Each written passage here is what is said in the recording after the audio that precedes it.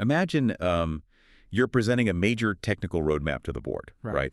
And suddenly a critical supply chain failure is just exposed. Oh, the absolute worst nightmare. Right, exactly. The whole room just starts panicking. But the words you choose in those next, I don't know, 10 seconds, they don't just share data. They literally rewire the room's emotional state. Yeah, that is the exact reality of high-stakes corporate communication. So today in this deep dive, we're looking at an insider presentation guide on technical business English.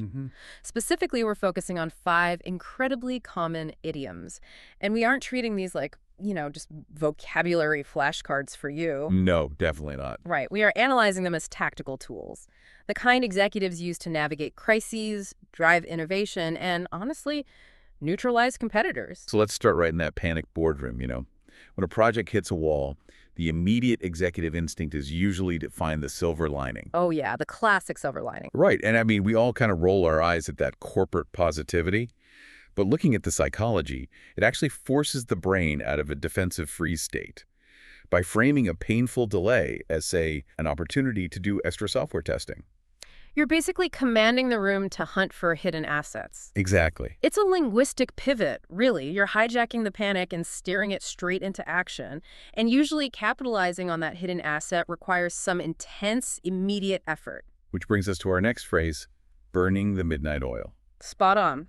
Linguistically, it frames working until 2 a.m., not as, a failure of planning, but as this heroic act of professional dedication to get the board presentation ready. I have to challenge that a bit, though. I mean, if someone on my team tells me they are burning the midnight oil every single week, my brain doesn't register a hero. Oh, what does it register? It registers massive inefficiency or just terrible time management. Well, context is the entire game here. Like, deployed sparingly during a genuine crisis or a critical sprint, yeah, it buys you grace and shows commitment. Right, but if it's constant. If it's a chronic status update, it completely destroys your credibility.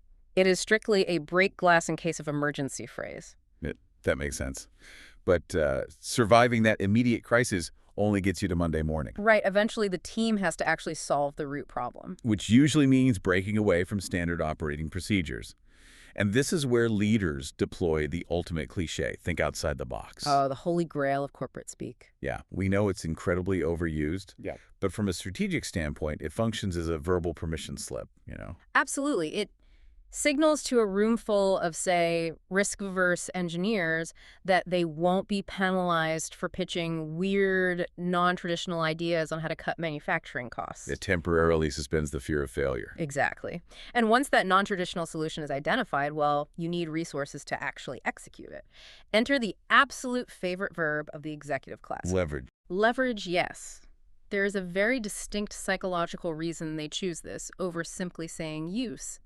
Because use implies, like, consuming a resource until it's entirely gone. Right. Leverage implies taking a fixed asset, maybe a database of customer feedback, and applying a mechanical advantage to multiply your output. I always think of it as the corporate equivalent of a judo throw.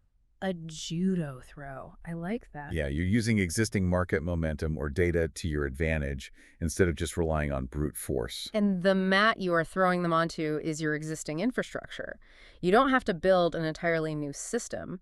You just apply a lever to what you already have to do the heavy lifting. Which saves massive amounts of time. Exactly. But, while you're busy applying that leverage, your rivals are doing the exact same thing. And they're often making incredibly aggressive claims about their own performance metrics. Oh, always. And when those claims hit your boardroom, they can completely derail your strategy if your team starts to panic. Right, which is why the phrase, take it with a grain of salt, acts like a mental spam filter. That's a great way to put it. Because if I just call a competitor a liar, I sound defensive, right? Emotional. Exactly. But framing it as taking it with a grain of salt, it acts as a polite shield. It forces the burden of proof back onto the actual data without actually starting a fight. Right. It shifts the focus from an ad hominem attack on the competitor's honesty to just a clinical demand for objective validation. You're just quarantining the bold claim until you see the hard data. Which protects your team's confidence and strategy. Yep.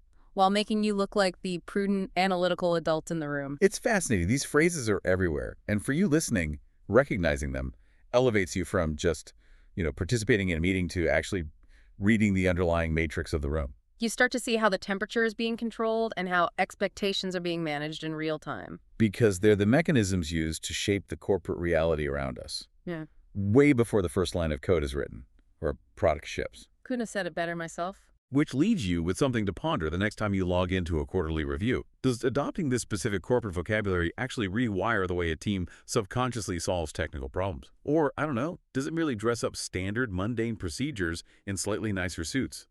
Keep an ear out for that the next time you're asked to leverage a silver lining.